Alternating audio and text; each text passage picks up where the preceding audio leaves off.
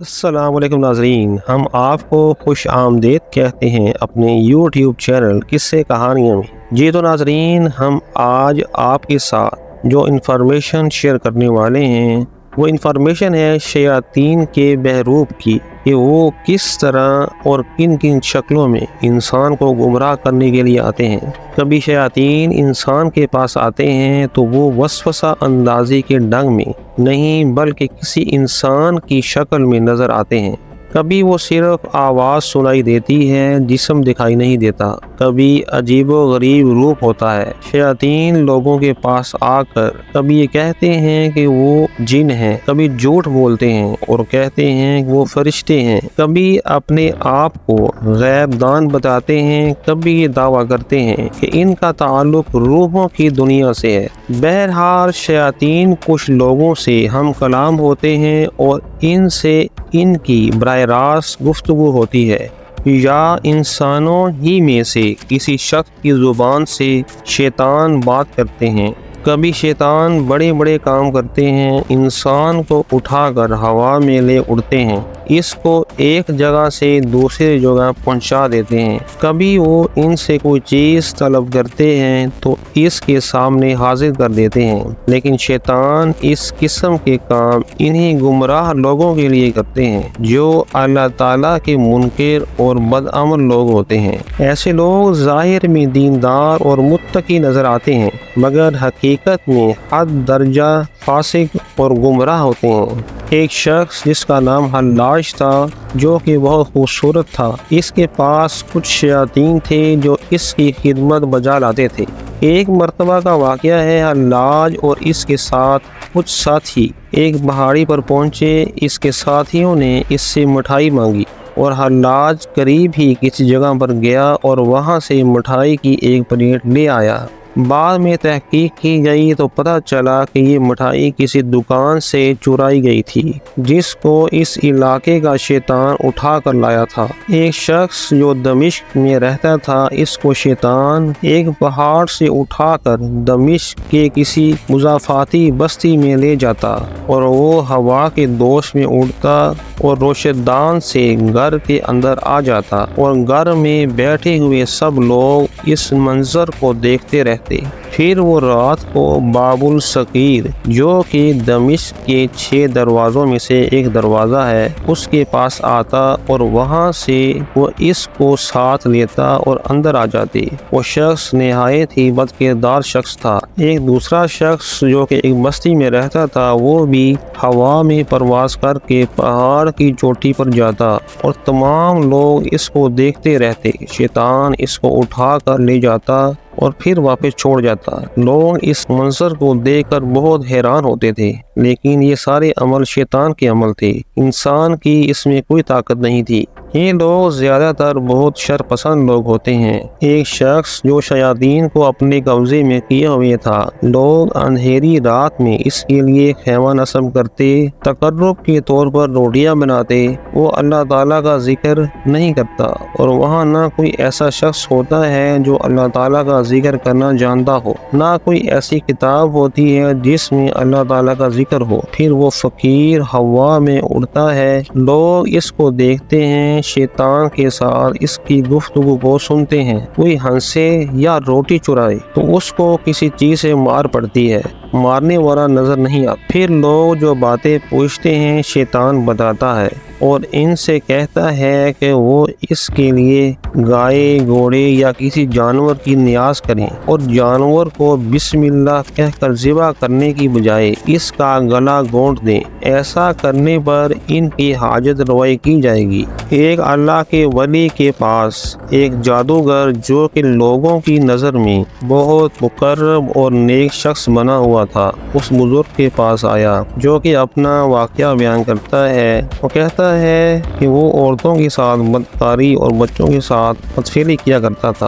وہ شخص کہتا ہے کہ میرے پاس ایک کالا کتا آتا تھا جس کی آنکھوں کے سامنے 2 سفید نقطے ہوتے تھے۔ وہ مجھ سے کہتا تھا فلاں بن فلاں نے تمہارے لیے نظر مانی تھی، کل ہم اس کو تمہارے پاس لے کر آئیں گے، میں نے تمہاری خاطر اس کی ضرورت پوری کر دی ہے۔ دوسری صبح کو وہ شخص اس کے پاس نظر لے کر آتا اور یہ پیر جی اس کو شرف نیاز عطا کرتے۔ اس جادوگر کے بارے میں وہ بزرگ کہتے ہیں کہ اس نے کہا کہ جب مجھ سے کسی چیز کو بدلنے کے لیے کہا جاتا تھا، مثلا یہ کہا جاتا کہ اس چیز کو مشک میں تبدیل کر دو، تو میں اس چیز کو بدلے جانے کو اتنی دیر تک کہتا رہتا کہ مدہوش ہو جاتا، پھر اچانک میرے ہاتھ میں وہ چیز موجود ہوتی اور مجھے معلوم نہیں اس کو کون رکھتا تھا۔ جادوگر کہتا ہے کہ میں چلتا تو میرے آگے آگے ایک سیاہ ستون ہوتا جس میں روشنی ہوتی۔ وہ بزرگ کہتے ہیں کہ جب اس جادوگر نے،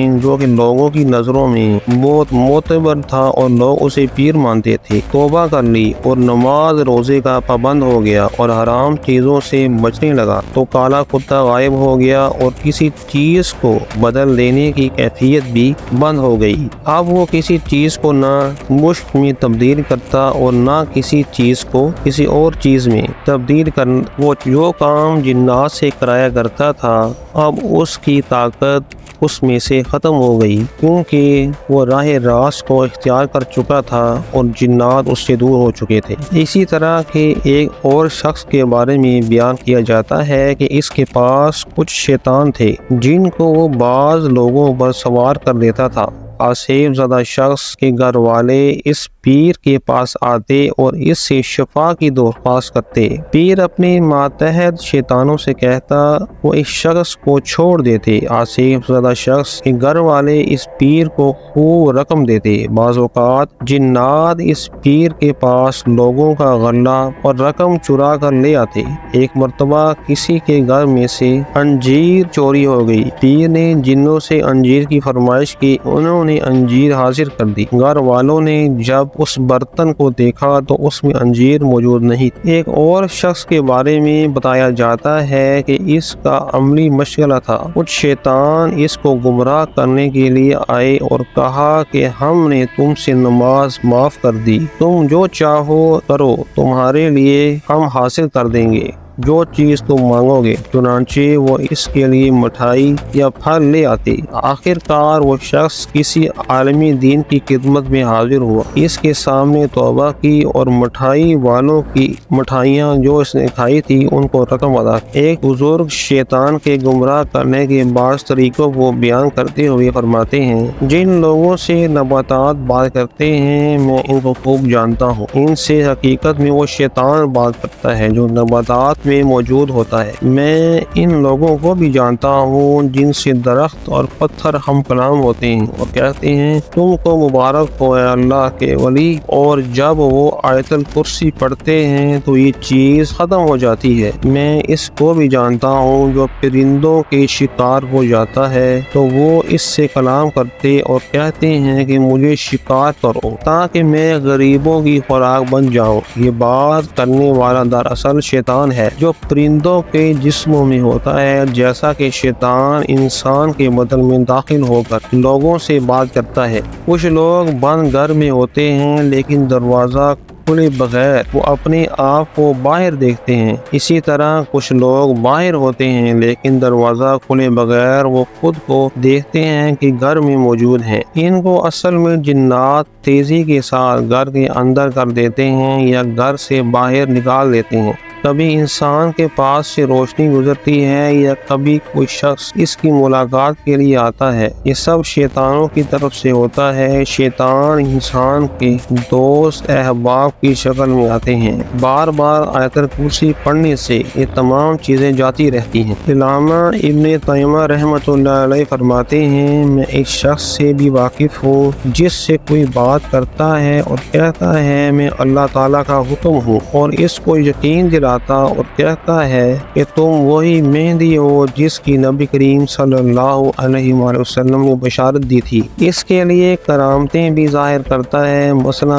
اس کے دل میں یہ خیال پیدا ہوتا ہے کہ وہ ہوا میں اڑے اور پرندوں میں تصرف کرے۔ اگر اس کے دل میں پرندے کے دائیں یا بائیں جانے کا خیال ہوتا ہے تو پرندہ ادھر ہی جاتا ہے جدھر وہ چاہتا ہے، بظاہر کوئی حرکت نہیں ہوتی۔ شیطان اس شخص کو مکہ لے جا کر واپس لاتے ہیں۔ اسی طرح اس کے پاس خوبصورت اشخاص کو لاتے اور کہتے ہیں یہ اعلیٰ درجے کے فرشتے تمہاری ملاقات کے لیے آئے ہیں۔ شیطان اس سے کہتا ہے تمہارے مہدی ہونے کی نشانی یہ ہے کہ تمہارے جسم پر تل آئے گا، چنانچہ تل آ جاتا ہے، اور وہ کہتا ہے اس کے علاوہ اور بھی بہت سی باتیں ہوتی ہیں اور یہ سب شیطان کی فریب کاری ہے۔ علامہ فرماتے ہیں کہ اہل ضلالت و بدعت جو غیر شرعی طریقے پر ریاضت و عبادت کرتے ہیں اور جنہیں کبھی کبھی کشف بھی ہوتا ہے، ایسے لوگ ان شیطانی جگہوں پر زیادہ جاتے ہیں جہاں نماز پڑھنے سے روکا گیا ہو، اس لیے کہ وہاں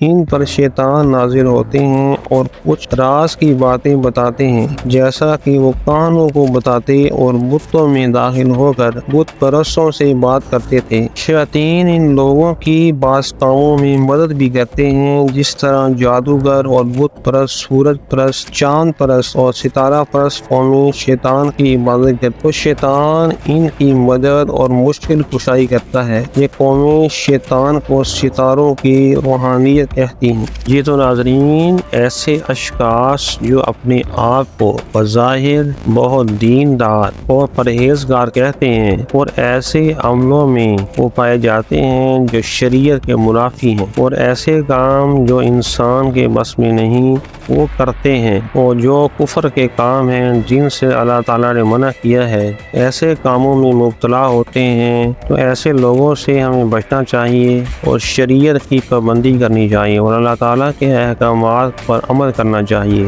اور نبی کریم صلی اللہ علیہ وآلہ وسلم کی بتائے ہوئے راستے پر چلنا چاہیے، تاکہ ہم ان لوگوں سے بچ سکیں اور اللہ کی خوشنودی حاصل کر سکیں۔ جی تو ناظرین، ہم نے آج آپ کے ساتھ جو معلومات شیئر کی ہے، اس کا مقصد یہی ہے کہ ہم ان لوگوں سے جو اپنے آپ کو بظاہر دیندار شو کرواتے ہیں لیکن اصل میں وہ گمراہ اور بدکردار لوگ، ان سے بچ سکیں۔ اگر آپ کو ہماری معلومات پسند آئی ہیں تو ہمارے چینل کو سبسکرائب کریں اور بیل کے آئیکن پر کلک کریں تاکہ اس طرح کی مزید معلومات آپ تک پہنچائی جا سکیں۔ اللہ تعالیٰ آپ کا حامی و ناصر ہو۔ خدا حافظ۔